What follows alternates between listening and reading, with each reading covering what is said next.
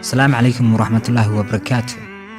فضلا هديات كاشي سبسكرايب سار لايك شير نقرأ سيجار ستة كله سيأوقف فايدستان.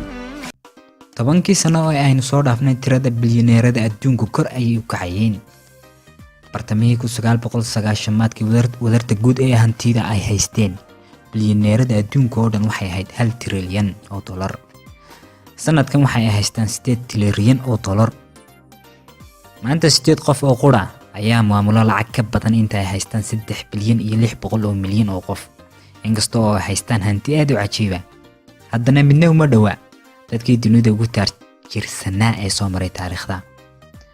haddaba kuma ayaa ugu taajirsanaa, lacag intee leeg ayuuna haystay? haddaba waxaan ku bilaabaynaa taariikhdan dhow ee qarniga 20aad iyo 21aad ninkii ugu taajirsanaa waana kaligii taliyihii Muammar al-Gaddafi ee xukumayay waddanka Liibiya. xidiga qarniga 21aad wuxuu xukumayay Liibiya 42 sano, waxaana waqtigiisa ku bixiyay xoojinta awoodda iyo hantida. dagaalkii sokeeye ee ka dhacay Liibiya ayuu ku dhintay, waxaanu gacanta ku hayay dhaqaalaha Liibiya oo dhan.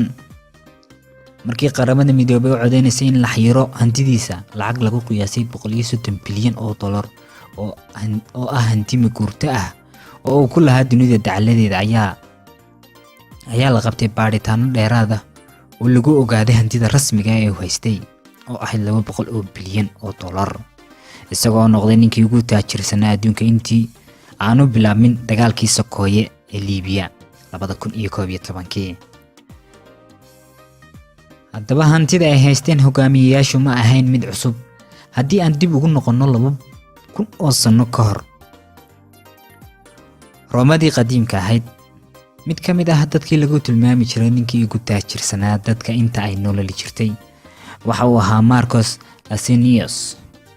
Marcus wuxuu ahaa siyaasi Roomaan ah, waxaanu ka ganacsan jiray iibinta addoomaha iyo macdanta, waxaanu ahaa ninkii ugu horeeyay ee sameeyay dibdamis dhanka dagaalka ah. hantidiisu waxay gaadhaysay 200 oo milyan oo sesterces, lamana garanayo inta ay dollar u dhiganto. Augustus Caesar waxa uu ahaa boqor Roome xukumi jiray, waxaana la sheegaa inuu gacanta ku hayay dhaqaalaha iyo wax soo saarka Roome oo dhan. lacagta uu haystay waxaa lagu qiyaasaa 4 trilyan iyo badh dollar. hantidiisa gaarka ah waxaa ka mid ahaa dalka Masar oo dhan.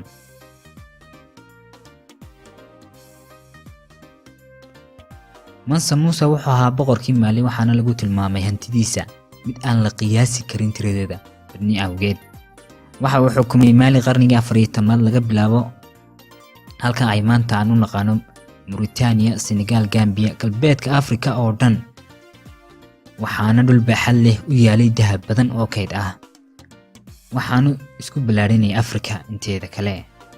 waxaanay faaftay qaniinimadiisa ama inuu taajir yahay markii uu safar Maali ilaa Maka ah uu ku tagay xajka.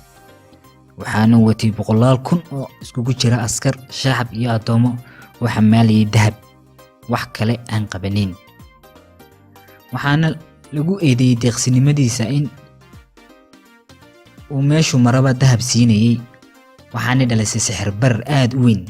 magaalo kasta oo uu maro waxa uu dhisay iskuulo iyo masaajidyo. xaqiiqdina ma jirto meel loo tixraaco hantida dhabta ah ee Mansa Musa badni awgeed.